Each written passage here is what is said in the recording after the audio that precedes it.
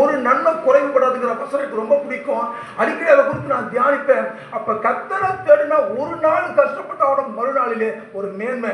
கர்த்தரை தேடாதவர்கள் யாரும் சுகமாய் வாழ்ந்த சரித்திரம் இல்லை. ஒரு நன்மையும் குறைவில்லை.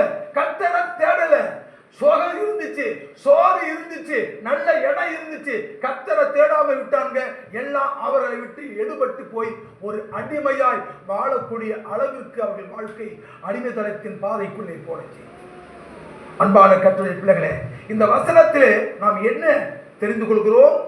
அவர்கள் இருதயத்தை வருத்தத்தால் தாழ்த்தினார், சகாயம் இல்லாமல் விழுந்து போனார்கள். கர்த்தருக்கு ஸ்தோத்திரம்.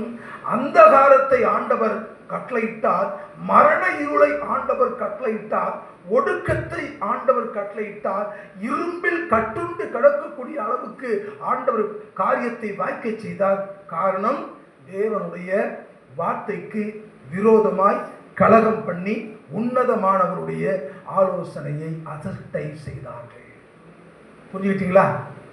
கர்த்தரை இருக பிடிச்சுக்கிட்டப்பா நீதான் சொல்லி அவரை நம்பின பிள்ளைகளை தேவன் யாரா இருந்தாலும் அவர்களை கைவிட்ட சரித்திரம் கிடையவே கிடையாது. எப்பேற்பட்ட நிலைமைக்குள்ள இருந்தாலும் சரி, அப்பான்னு சொல்லி மோசமான ஒரு மனுஷன் தான், ஒரு பெரிய கள்ளன், கடைசி நேரத்திலாக ஆண்டவரே உடைய ராஜ்யத்தில் வரும்போது அணியை நினைத்தருளும் என்று தன்னை தாழ்த்தினான். இன்றைக்கு என்னோடு கூட பரதேசத்தில் இருப்பாய் என்று சொல்லி ஆண்டவர் இரக்கம் செய்த தேவனை நாம் ஆராதித்துக் கொண்டிருக்கிறோம்.